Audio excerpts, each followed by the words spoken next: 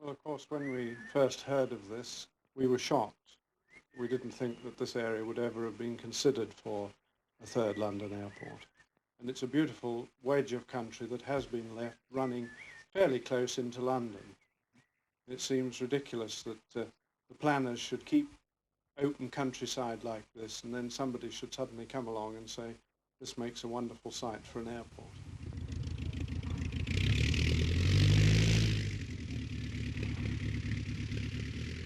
To the planners, perhaps, it does make sense. After all, there used to be an airport at Nuthampstead still used by one local firm.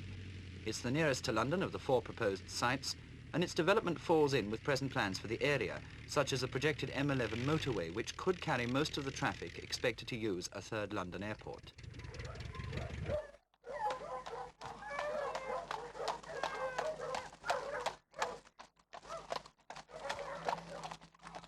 It's hunting country and has been for years.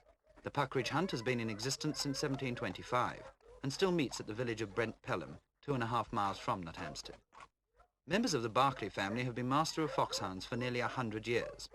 The present master is Captain Charles Berkeley. Well, I'm a farmer and all my friends are farmers in this area, and we should all lose land for the aerodrome or for housing the people that work on the aerodrome, or for roads and communications necessary. So we should be pushed out of existence, and the noise will be abominable, so that we shan't be able to rear livestock, and it will make life hell, to say the least of it. For a start, this airport will need trained people. And these people in this part of the world are not trained for the job that would be in hand.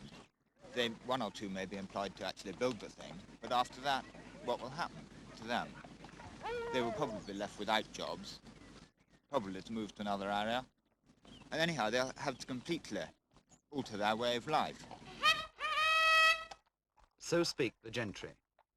Nuthampstead lies in the deepest and quietest stretch of countryside within 50 miles of London, on the borders of 3 counties, Hertfordshire, Essex and Cambridgeshire. The landscape can only be described as gentle and peaceful, its soft contours broken occasionally by farm hamlets and villages, clustered around churches built either by Saxon or Norman hands, carefully cared for and tended by those who have worshipped in them for centuries. Villages have the sort of names in which tourists delight.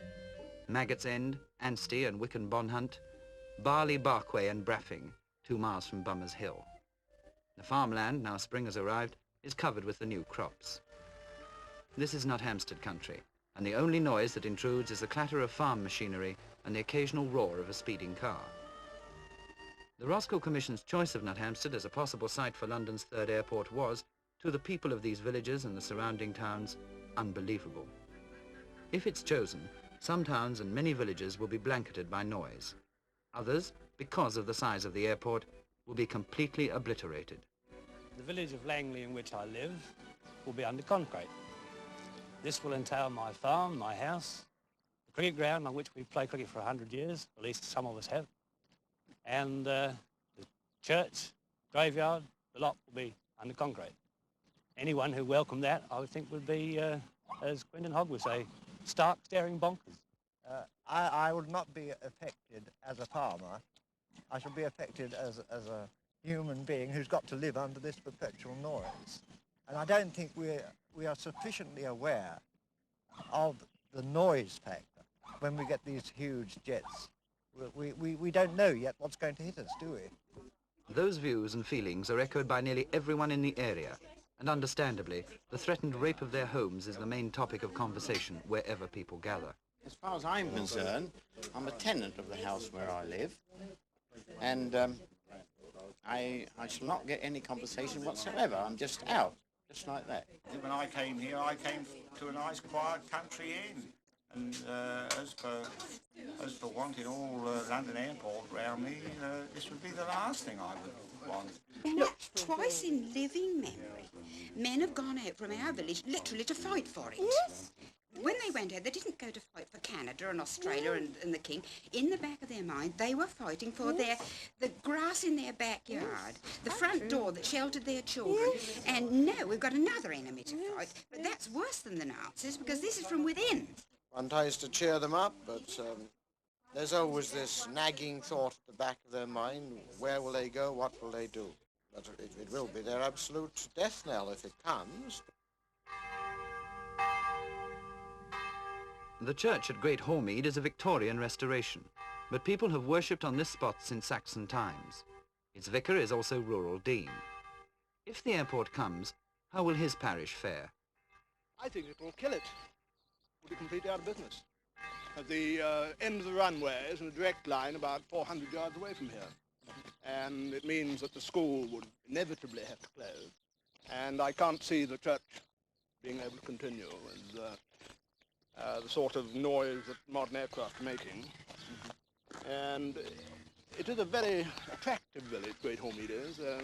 I think more houses listed as of architectural and historical interest than almost any other village in the area.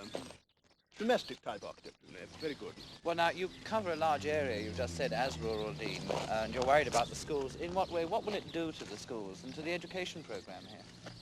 Well, we've got a very large education programme in this part of the county. There's a new middle comprehensive school being built at Hormead. It's going to be a church school. At Buntingford, I beg your pardon. That will almost certainly, I think, be have to built elsewhere. There's no possibility of being able to run a school in a direct line with the end of the runway, perhaps only a mile or mile and a half away. And you just couldn't teach under such circumstances. We're conducting a widespread inquiry of all the churches in the area, about 70 of them, to try and find out exactly what effects it is going to have on us, the church life, that is. And when we've got it all together and sorted it out, then we shall be presenting those facts to the stage 2 inquiry.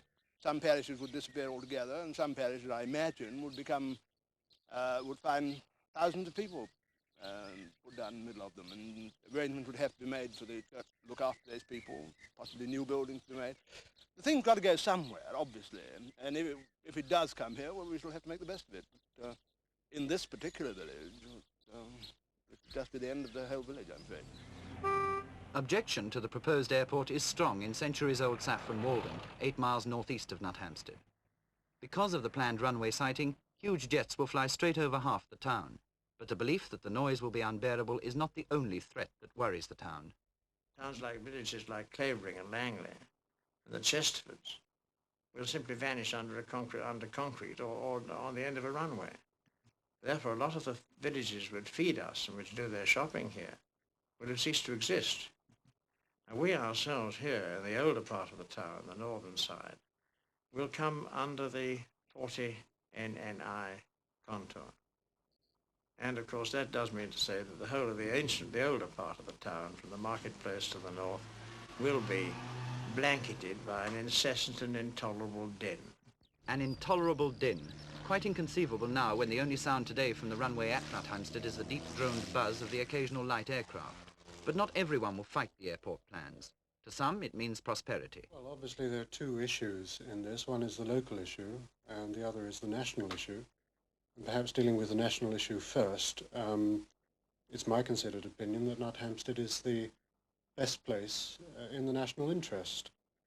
One hears a great deal of talk about putting it at Foulness because it'll affect less people, but of course Foulness is in a rather unfortunate corner of the country, and is certainly harder to get at from the Midlands, and I understand that one of the reasons for a third airport is to accommodate rather more of the Midlands traffic. What about the claim of those who farm here that about £1 million worth of produce will be lost? If we're talking in terms of 100 million passengers a year, which the Roscoe Commission does, each one of those people only has to bring in twopence halfpenny to this country, and that £1 million is made up, and of course they're likely to do very much better than that.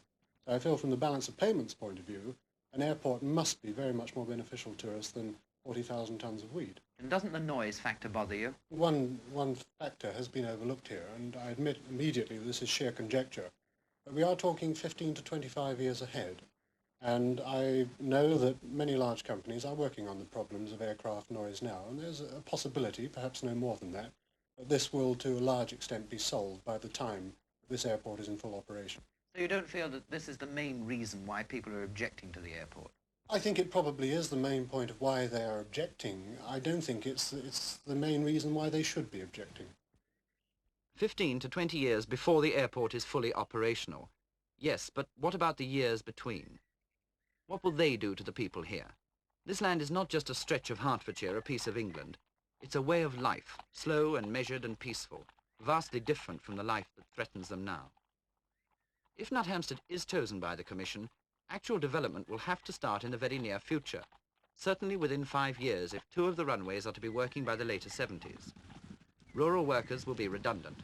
What, they ask, can they possibly do, and how can they possibly adjust when yet another large slice of England's rapidly dwindling countryside disappears, to be replaced by another densely populated claw from the concrete jungle? Most people in this area have decided to live here because of the type of countryside it is, the amenities that exist here, and so on. And if you bring an airport here, I'm told by the planning experts that you'll want a town of some 300, 400,000 people, and that there'll be a drift into the 20 or 30 miles around the airport of anything up to 1 million people.